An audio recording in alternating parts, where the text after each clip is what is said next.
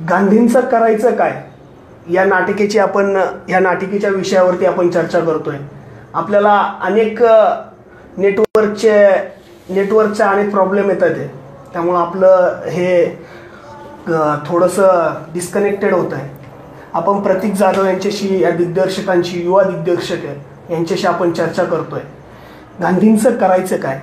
मी पुन्हा प्रतीक तुला विचारतो की हे नाटक म्हणजे गांधींचं करायचं काय हा विषय घेऊन नाटक करण्यामागचं का करावं वाटलं तुम्हाला नक्की.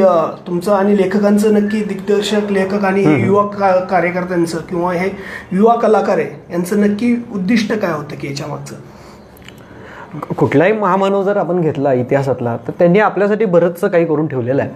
पण आत्ताच्या तरुण पिढीला कसं पाहिजे, गांधी खिशात पाहिजे पण आपल्या जगण्यात नको आहे. म्हणजे जगण्यात नको आहे असं नाही, पण त्यांना माहितीच नाही गांधी काय आहेत, तर त्यामुळे ते जगण्यात कधी येऊ पण देत नाहीत.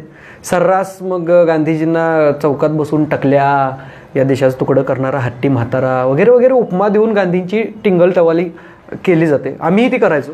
म्हणजे सांगायला, आता गांधींनी सत्य बोलायला शिकवलं आहे त्यामुळं सांगायला मला ते लाज नाही वाटत आहे, पण आम्हीही ते करायचो. पण जेव्हा या नाटकाच्या निमित्तानं गांधी अभ्यासायला मिळाले मला वैयक्तिक, मी पण आधी गांधींना शिव्या घालत होतो, नावं ठेवत होतो, त्यांनी देशाची फाळणी केली वगैरे वगैरे गोष्टी आम्ही त्यांच्याबद्दल बोलत होतो. पण जेव्हा अभ्यासायला गेलो आणि इतिहासातले एक एक पुरावे आम्हाला सापडायला लागले, तेव्हा म्हटलं की नाही, गांधींनी या देशासाठी जेवढं केलं आहे तेवढं कुणीच करू शकत नाही. ज्यात प्रत्येक महामानवाची कामं वेगवेगळे आहेत. मी असं म्हणत नाही की गांधींनी केलं आणि यांनी केलं नाही, असं नाही म्हणत आहे मी. फक्त गांधींनी ज्या प्रकारे केलं आहे त्या प्रकारे दुसरं कोणी करू शकलं नाही. म्हणून मग म्हटलं की गांधींविषयीचे बरेचसे गैरसमज आत्ताच्या तरुण पिढीमध्ये पसरलेले आहेत. सोशल मीडिया त्याला अजून अधोरेखित करत आहे. सोशल मीडियामुळे अजून बराचसा प्रसार त्याचा होतोय वाईट अर्थाने. तर ते सगळं थांबावं, आणि ते थांबवण्यासाठी म्हणून आमचा हा छोटासा प्रयत्न की तरुणांनी डोळे उघडून बघावं की काय आहे नक्की, खरं काय आहे आणि खोटं काय आहे हे त्यांनी बघावं. म्हणून मग आम्हाला गांधी हा विषय घ्यावासा वाटला. कारण गांधी, आमच्या नाटकात सुद्धा एक वाक्य होतं की गांधी विचारच या जगाला तारू शकतो, या जगातील हिंसा टाळू शकतो. तर तसंच आहे. आम्हालाही शाळेमध्ये खूप 14 मार्कांना फक्त गांधी होते आम्हाला शाळेत. 14 मार्कांना गांधी ठेवल्यामुळं आमच्या पिढीचं एवढं मोठं नुकसान झालं आहे. मी तर ते अभ्यासक्रमाला नावं नाही ठेवत आहे, पण त्याचवेळी जर आम्हाला 100% गांधी दिले असते तर आज दंगली झाल्या नसत्या, बॉम्बस्फोट अतिरेकी तयार झाले नसते. खरं तर गांधींचे विचार हे तरुणांना कळणं गरजेचं आहे.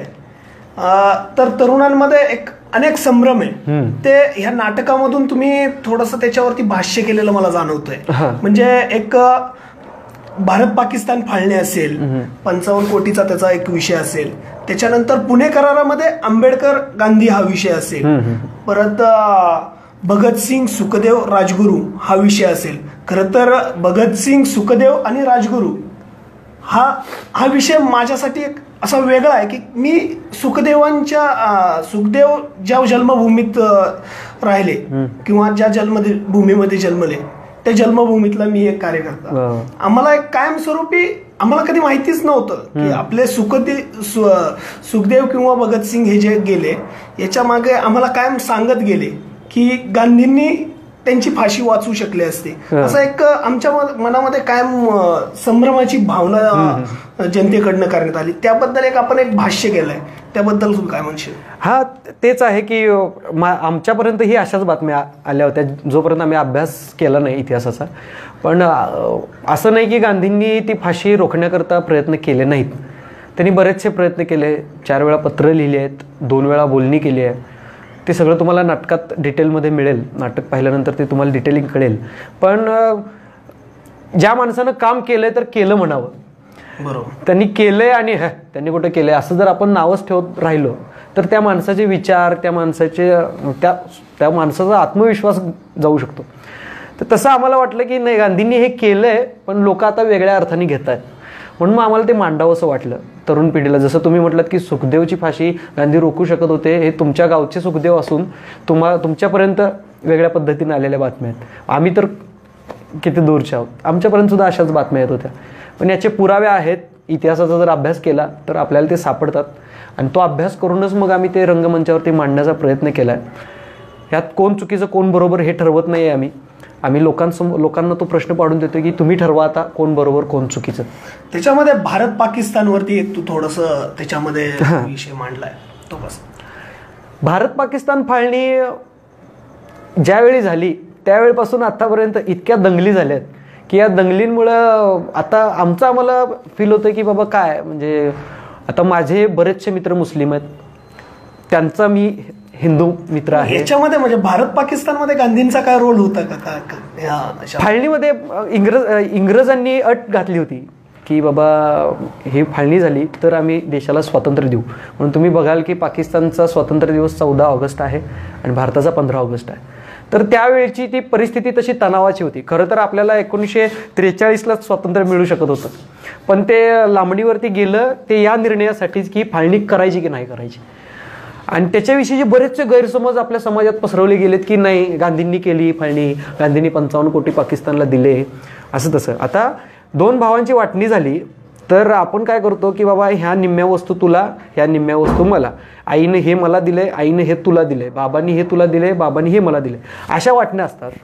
तर त्याच प्रकारच्या वाटण्या त्यावेळी झाल्यात. म्हणजे एकाच देशाचे 2 हे आहेत ना ते, त्याच प्रकारच्या वाटण्या झाल्यात. पण आरोप लावला जातोय की नाही मुद्दाम म्हणून 55 कोटी दिले. त्यावेळेची परिस्थिती तशी असेल, इंग्रजांचा तो विषय असेल. पण मला तुला एक शेवटचं विचारायचं आहे की तरुणांना अनेक रोजगाराच्या संधी, पण ह्या सोशल माइंड मध्ये असं नाटक घेऊन तुम्ही तरुणांपुढे आलात. खरं तर याच्यामधून काय पैसा हे तुम्ही तर घेतच नाहीये. तुम्ही कुठं मला आजपर्यंत कानावर नाही आलं की तुम्ही हे नाटक, तुम्ही खरं तर हा अभ्यास आणि खरा गांधी कळवण्यासाठी हे नाटक करतात. याबद्दल तरुणांना तू काय सांगशील? तरुणांना सांगण्यासारखं बरंच आहे, पण आता या नाटकातून आम्ही मानधन घेत नाही, पण आम्ही लोकांच्या समोर झोळी पसरतो. लोकांना जे आवडेल ते पैसे ते देतात आणि ते जे जमा होतात पैसे ते आम्ही नळदुर्गला आपलं घर नावाची एक संस्था आहे, जिथं भूकंप झाला होता लातूरमध्ये, त्यावेळी तिथल्या अनाथ मुलांना तिथं जमा केल्या आणि त्यांचा सांभाळ करतोय राष्ट्रसेवा दल. तर तिथं आम्ही ते डोनेशन पाठवतो. आणि हे आम्हाला काय असं आम्ही खूप मोठं करतोय, खूप भारी करतोय असं काही फील नाही आहे. आम्हाला फक्त जो विचार आम्हाला पटलाय ते बोलण्याचं स्वातंत्र्य आम्हाला आहे, ते आम्ही फक्त लोकांसमोर जाऊन बोलतोय. तरुणांना मला एवढंच सांगणं आहे की कुठल्याही व्यक्तीबद्दल बोलताना, म्हणजे अगदी ते तुमचे स्वतःचे वडील का असेनात, आपण तर गांधी खूप लांबचे, पण स्वतःचे वडील का असेनात, कुठल्याही व्यक्तीबद्दल वाईट बोलत असताना त्या विचाराच्या दोन्ही बाजू लक्षात घ्या. तुम्हाला कोणीतरी सांगितलं की भगतसिंगने असं असं केलं तर तुम्ही लगेच विश्वास ठेवता त्याच्यावर. त्याची दुसरी बाजू पण पहिला तुम्ही माहिती करून घेतली पाहिजे, इतिहासाचा अभ्यास केला पाहिजे. आणि लक्षात घ्या, जी माणसं इतिहास घडवतात ती अमर होतात आणि ज्या लोकांना इतिहास माहिती सुद्धा नसतात ते घडवू पण शकत नाही. तर तसं आहे, इतिहास तर आपला मोठा आहे, तर इतिहासात जेवढा अभ्यास कराल तेवढं कमी आहे. पण कुणाबद्दल वाईट बोलायच्या अगोदर त्या इतिहासाचा अभ्यास करा आणि जर तुम्हाला नाहीच पटलं तर वाईट बोला. तू तरुणांना किंवा जनतेला काय आव्हान करशील? या नाटक पाहण्यासाठी कसं आव्हान करशील? या नाटकाचे प्रयोग विनामूल्य असतात. आम्ही जिथं जिथं जातो आम्हाला लोक बोलवतात, आम्ही फक्त प्रवास खर्चावरती सगळं काम करतो. नाटकाचे प्रयोग विनामूल्य असतात आणि ज्यांना गांधी माहिती आहे आणि ज्यांना माहिती नाही, किंवा जे गांधीला वैरी समजतात किंवा मित्र समजतात, अशा दोघांनीही नाटक बघावं. कारण गांधींचंच म्हणणं असं की संवाद आणि प्रश्न सुटतात. तुमच्यामध्ये जे गैरसमज आहेत किंवा तुमच्यामध्ये जे समज आहेत ते आपण संवाद करू आणि मग त्याच्यातून एक तोडगा काढू. तर संवाद करण्यासाठी आणि गांधींबद्दल जाणून घेण्यासाठी, मग ते चांगलं असेल किंवा वाईट असेल ते जाणून घेण्यासाठी हे नाटक सगळ्यांनी बघावं अशी अपेक्षा आहे. आम्ही संपूर्ण महाराष्ट्रामध्ये आता गांधींच्या जयंतीचं हे 150वं वर्ष आहे, त्यानिमित्त संपूर्ण महाराष्ट्रात आम्ही 150 प्रयोग करण्याचा मानस घेतलेला आहे. आणि हे नाटक आता मराठी, हिंदी, इंग्रजी, बंगाली आणि कन्नड अशा 5 भाषांमध्ये होतं आहे. तर लवकरच हिंदीमधील सुद्धा बघायला मिळेल आपल्याला एप्रिल नंतर. तर हे नाटक पाहावं आणि त्याच्यावरती मग विचार करून ठरवावं की बाबा आपण चूक आहोत की बरोबर. खरं तर हे आपल्यासोबत होते गांधींचं करायचं काय ह्या नाटिकेचे दिग्दर्शक प्रतीक जाधव. आपल्याशी त्यांनी खरं तर बातचीत केली आणि आवर्जून मी सर्व जनतेला किंवा सर्व नागरिकांना एकच सांगेन, आपण आवर्जून हे नाटक पहा. जिथे कुठे आपल्याला पाहायला मिळेल तिथं हे नाटक विनामूल्य ठेवलेलं आहे. आपण आवर्जून हे नाटक पहा आणि गांधींचं करायचं काय हे ठरवा. ठरवा. थँक्यू.